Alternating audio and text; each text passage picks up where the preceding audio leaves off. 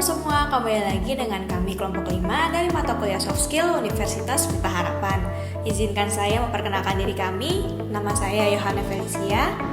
Aku Tasya. Aku Widya. Saya Nafila. Aku Filuna Azahra. Saya Zainal.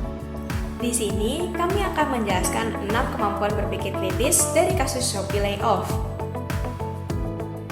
Identifikasi. Informasi mengenai kasus layoff yang berjudul Shopee PHK ratusan karyawan mungkin gara-gara ini diunggah oleh cnbcindonesia.com pada 23 September 2022 di jam 6.25 oleh tim riset CNBC Indonesia. Informasi yang kami dapatkan merupakan informasi yang valid dan dapat dipercaya. Terdapat pada klaim bahwa adanya 515 ex-karyawan Shopee yang mengisi daftar pencari kerja yang terdaftar di komunitas startup. Dan informasi pendukung lainnya terkait laporan keuangan Shopee yang mencatatkan bahwa adanya peningkatan pendapatan sebesar 29%, namun beban biaya yang juga melonjak hingga 115%. Sehingga pada kuartal 2 2022, Shopee harus menanggung rugi bersih senilai 13,97 triliun. Analisis, ada sekitar 3% karyawan Shopee Indonesia yang terdampak layoff. Hal ini dilakukan oleh Citigroup dalam rangka efisiensi karena perusahaan merugi dengan mencatatkan arus kas yang negatif. Hal ini pun terjadi di tengah kondisi ekonomi yang gejolak akibat suku bunga dan keringnya likuiditas. Shopee adalah perusahaan startup yang berkaitan erat dengan adanya investor. Tanpa investor, startup belum tentu bisa berhasil apalagi menjadi unicorn. Investor yang mendanai startup memiliki risiko yang tinggi karena startup cenderung memfokuskan untuk memperluas target pasarnya. Kenaikan suku bunga The Fed demi menurunkan inflasi di Amerika Serikat menjadi salah satu alasan munculnya sinyal bubble burst. Bubble burst adalah siklus ekonomi yang ditandai dengan peningkatan nilai pasar secara cepat dan signifikan, kemudian terjadi penurunan nilai secara drastis. Dengan demikian, investor memilih aset yang lebih aman dibandingkan berinvestasi pada startup. Jadi, pengaruh tingginya suku bunga membuat investor menarik dana yang sudah ditanamkan di Shopee, dan mereka kesulitan dalam mencari investor baru, sehingga mereka merumahkan sekitar 186 karyawan sebagai langkah penghematan biaya operasional. Evaluasi. Setelah melakukan identifikasi dan analisis terhadap kasus Shopee layoff, menurut kami tindakan yang dilakukan Shopee untuk melakukan PHK kepada karyawannya adalah keputusan yang tepat agar perusahaan tetap bertahan dalam kondisi ekonomi yang tidak stabil, dan untuk mencegah kemungkinan di masa depan untuk mem-PHK karyawan lebih banyak karena beban operasional yang membengkak. HRD Shopee pun tidak lepas tangan terhadap tindakannya dengan memberikan program kepada ex-karyawan seperti cara membuat CV yang baik dan benar, serta melakukan rekomendasi ex-karyawan ke perusahaan lain sebagai bentuk empati yang bisa mereka lakukan. Klaim-klaim yang ada dalam kasus Shopee layoff.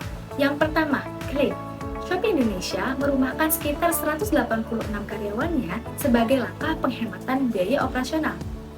Yang kedua, non-klaim Shopee PHK ratusan karyawan. Mungkin gara-gara ini. Yang ketiga, klaim faktual. Ada sekitar 3% karyawan Shopee Indonesia yang terdampak layoff. Yang keempat, klaim nilai. Pendanaan startup seperti Shopee tahun ini memang seret dibandingkan dengan tahun lalu akibat dari kondisi ekonomi yang diwarnai dengan gejolak kenaikan suku bunga dan seringnya likuiditas. Yang kelima, klaim faktual deskriptif. Pengaruh tingginya suku bunga membuat investor menarik dana yang sudah ditanamkan di Shopee. Pihak Shopee kesulitan dalam mencari investor baru, sehingga Shopee merumahkan sekitar 186 karyawannya sebagai langkah penghematan biaya operasional. Yang keenam, klaim subjektif. PHK karyawan yang dilakukan Shopee Indonesia sangat tidak berperasaan. Yang ketujuh, klaim objektif. Pada kuartal kedua tahun 2022, Shopee harus menanggung rugi bersih senilai 13,97 triliun rupiah karena beban biaya lebih besar, sebesar 115% daripada pendapatan yang diterima, yaitu sebesar 29%. Melakukan investasi di perusahaan startup seperti Shopee memiliki risiko yang besar karena masih dalam fase menemukan bisnis yang tepat untuk berkembang. Fenomena bubble burst global membuat Shopee kesulitan dalam meraih keuntungan sehingga melakukan pemutusan hubungan kerja secara massal. Bubble burst yang memberikan dampak penurunan terhadap harga saham Shopee. Jadi, kita harus memilih aset yang lebih aman untuk berinvestasi di perusahaan selain Shopee untuk mendapatkan keuntungan yang lebih besar.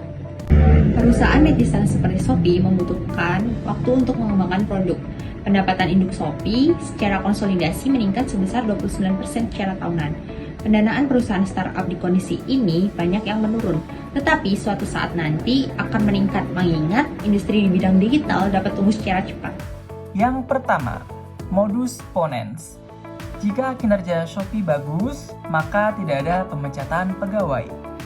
Kinerja Shopee bagus, jadi tidak ada pemecatan pegawai. Yang kedua, modus tollens. Jika Shopee mengalami kerugian, maka Shopee akan menerbitkan obligasi. Shopee ternyata tidak menerbitkan obligasi, jadi Shopee tidak mengalami kerugian.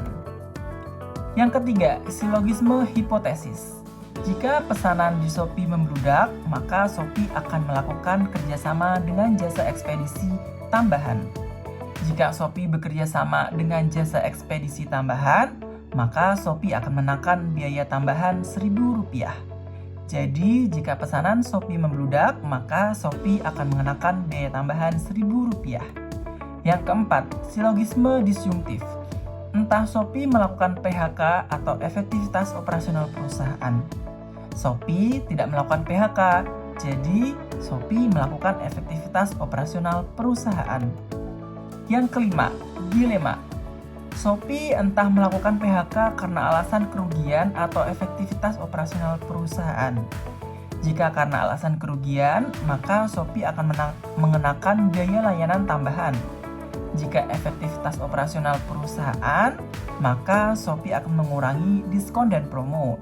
Jadi, Shopee harus memilih mengenakan biaya layanan tambahan atau mengurangi diskon dan promo.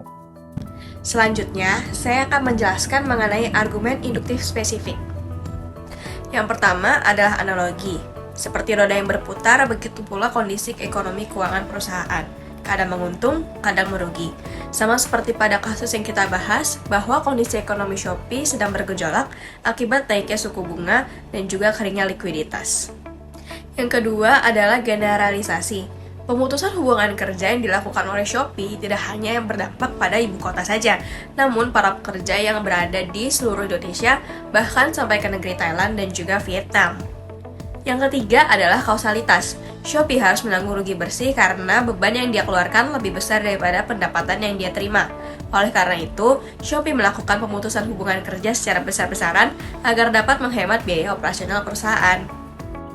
Selanjutnya, kesesatan berpikir informal. Terdapat 5 jenis kesesatan informal yang akan kami bahas beserta contohnya. Jenis yang pertama, argumentum ad baculum. Contohnya, startup company erat kaitannya dengan adanya investor. Kalau tidak ada investor, maka startup belum tentu bisa berhasil, bahkan menjadi unicorn. Yang kedua, argumentum ad misericordiam. Contohnya, bisa dibayangkan kalau induk Shopee masih harus menanggung kerugian dan tak mendapat suntikan dana segar, maka posisi arus kas hanya mampu menanggung operasional Shopee dan anak usaha lainnya selama 4 tahun saja. Jenis yang ketiga, argumentum ad verecundiam. Contohnya, kabar burung terkait PHK karyawan Shopee secara global, salah satunya di Indonesia, telah berhembus sejak bulan Juni tahun 2022. Jenis yang keempat, argumentum ad hominem. Contohnya, pada Juni 2022, Direktur Eksekutif Shopee Indonesia mengatakan bahwa Shopee Global sedang mengambil langkah penyesuaian pada segmen tertentu dan dipastikan tidak melibatkan Shopee Indonesia. Nyatanya, pada bulan September 2022, Shopee Indonesia mengumumkan PHK massal kepada 3% dari total karyawannya. Jenis yang terakhir, yaitu salah sebab atau non-kausa pro kausa. Contohnya, bila tidak ingin dilakukan layoff, maka Shopee Indonesia harus menurunkan gaji karyawannya. Dengan begitu, pasti kemakmuran karyawan dapat tetap terjaga. Nah, itu tadi merupakan analisis secara kritis dari kasus Shopee layoff yang baru-baru ini terjadi di Indonesia. Terima kasih sudah menonton.